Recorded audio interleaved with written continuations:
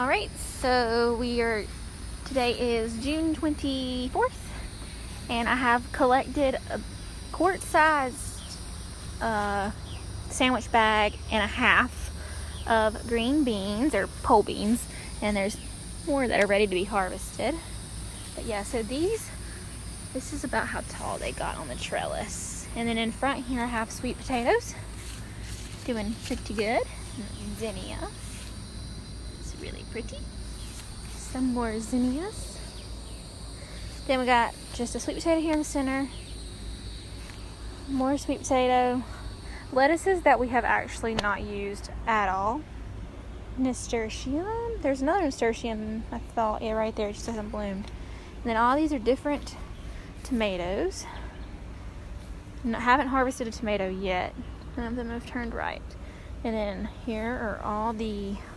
Alright, so here's the squash. Fairly good yield off of these so far. Looks like I might have some vine borers in there. And then here's the cucumbers. I have not actually got a cucumber yet, although there are cucumbers on the vine.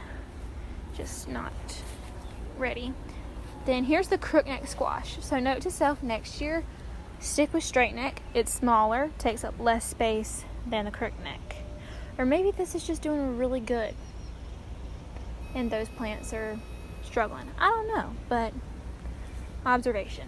Alright, so today I decided to move 2 pepper plants that were right there because they were getting overcrowded by the squash. I moved them to right there and there. That one I need to stake. They just weren't getting sunlight, and as you can tell, they're not happy. So hopefully that fixes it. I did leave these and the ones in between the okra. So yes, I did leave the ones in between the okra. They're not getting the sun that they need, but hopefully they'll still produce. Okra is doing amazing. Ants are still an issue, and as you can see, I've sprinkled some powder on them, but all these little bugs are still getting to them. So, and Blanche is in the garden. Yeah, but I've harvested probably 15 okra. And then here we have eggplant. And this eggplant is actually, the bloom closed. So the eggplant blooms open during the day, close at night. Interesting. And then a volunteer jalapeno, I assume, or it could be a Spanish pepper, I'm not sure. Then we have these vining beans. They have already reached the top, like literally planted these in the ground 2 weeks ago maybe. And they were like probably to here. See, I was having issues with the Colorado potato beetle on the eggplant, but I've just been picking them off and I haven't seen one in probably 2 or 3 weeks. They did do damage. I mean, there's no doubt about that. Like, you can see the damage that they've done. But the eggplant has seemed to like that they are not on them anymore. Oh, and I see a little fuzzy guy there. To get him off. And then, so that's the volunteer marigold, hasn't bloomed at all. And then these are the tomatoes. So note to self, cherry tomatoes do not do good in cages. So next year, save bamboo for cherry tomatoes and use cages for the beefsteak and Roma because they don't get as big. Also note to self, next year, do not plant the peppers beside the okra. Maybe do a vining crop next to the okra or something, because it's also, we have the onions, and the basil is still doing very well under the tomatoes. So yes, onions, I've harvested most of the sweet onions and the yellow onions because they were falling over like these, and I'm just pulling them out of the garden as they flop.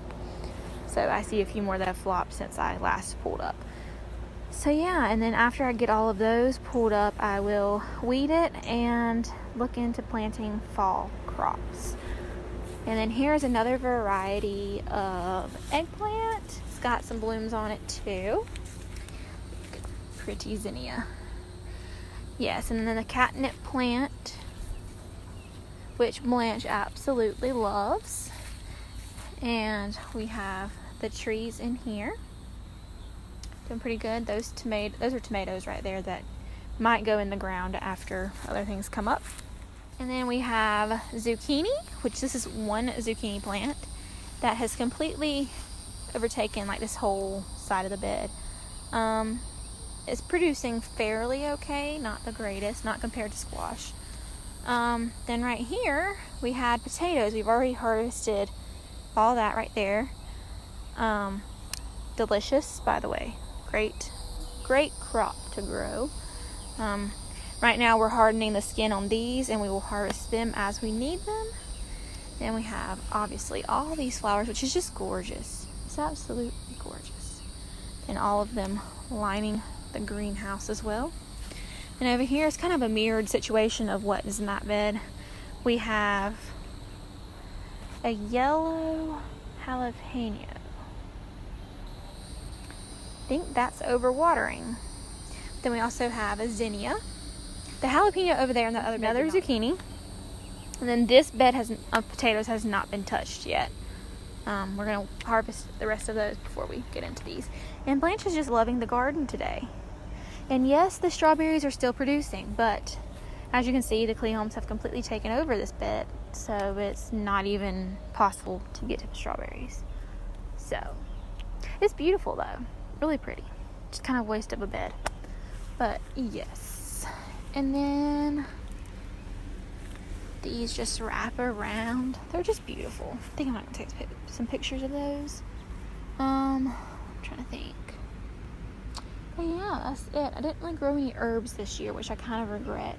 The only herb I have is the catnip, which is not edible for us. So, but I did do more flowers this year, and the nasturtiums are very pretty. Yeah, overall, just better planning. Now that I've kind of got an idea how these beds are packed is the issue. Like, I feel like the beds with sweet potatoes could have held more than I had planned. So, I don't know though. Like, the okra and pepper combination is not the best. Cucumber and squash, I knew was going to be a tight squeeze. It would work if I didn't plant so many cucumbers, I think. Oh, but there's a cucumber. A little cucumber. And I'm having issues with the guineas again this year with the cucumbers. Like, this one that is actually grown, they ate.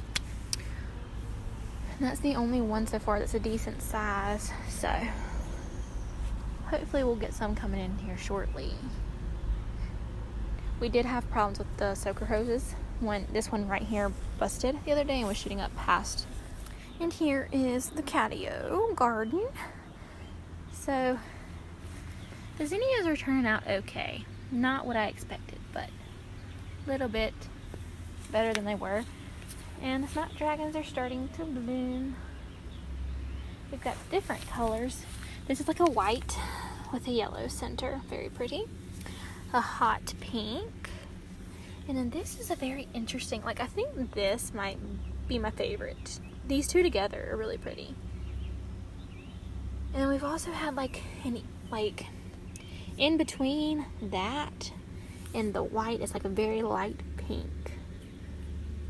But the snapdragons are a favorite of mine, I think. Really pretty and simple, easy too.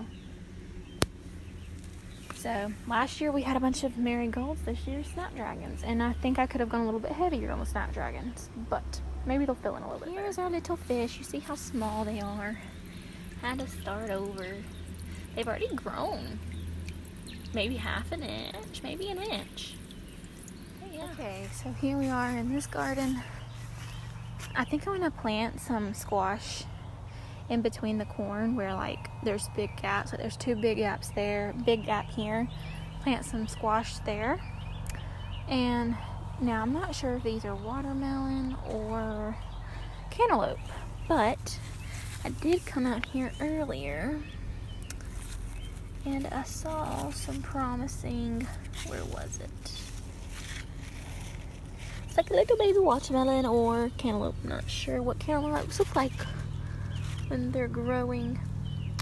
And of course I'm not gonna be able to find it right now, but yeah, so doing pretty good.